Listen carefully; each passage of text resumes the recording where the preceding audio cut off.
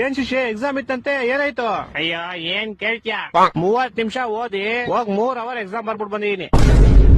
ವಾ ರಿಸಲ್ಟ್ 3 ದಿವಸ ಬಿಟ್ಕೊಂಡ್ ರಿಸಲ್ಟ್ ಬಂತು, 3 ಮಾರ್ಕ್ಸ್ ಬಂದೈತೆ. ಆಮೇಲೆ ನಮ್ಮಪ್ಪ ಮಾರ್ಕ್ಸ್ ಗಳನ್ನ 3 ನಿಮಿಷ ನೋಡಿ 3 ಅವರ್ ನಂಗೆ ಬೆಲ್ಟಲ್ಲಿ ಹೊಡೆದ್ರು. ನಿಂಗ್ ಲೈಫ್ ಅಲ್ಲಿ 3 ಅನ್ನೋದು ತುಂಬಾ ಆಗ್ಬರುತ್ತೆ ಅನ್ಸುತ್ತೆ. ಸಾಮಾನು ನಂಗ್ ಲೈಫ್ ಅಲ್ಲಿ ಏನೇನ್ ಕೆಟ್ಟದೈತೋ ಎಲ್ಲ ಹೋಗ್ಲಿ ಅಂತ 3 ನಿಂಬೆಹಣ್ಣು ತಗೊಂಡು ನಂಗ್ 3 ಸಲ ದೃಷ್ಟಿ ತಕೊಂಡು ರೋಡ್ಗೆ ಎಷ್ಟೇಪ್ಪ. ಯಾರೋ ಒಬ್ಬ ಬೈವರ್ಸಿ ಅವ್ನ ಬೈಕ್ ನ ನಿಂಬೆಹಣ್ಣು ಮೇಲೆ ಹತ್ತಿಸ್ಬಿಟ್ಟು ಸ್ಕಿಡ್ ಆಗಿ ಅವ್ನ ಬೈಕ್ ನ ತಗೊಂಡೋಗಿ ಸೀದಾ ಕಂಬಕ್ಕಿಟ್ಟ. ಬಿಡು ಹೋಗಿ ನಿನ್ ಕೆಟ್ಟದೆಲ್ಲ ಆಕ್ಸಿಡೆಂಟ್ ಅಲ್ಲಿ ಹೋಯ್ತು ಅನ್ಕೋ. ನಾನು ಹಂಗೆ ಅನ್ಕೊಂಡ್ ಆರಾಮಾಗಿದ್ದೆ ಅಪ್ಪ.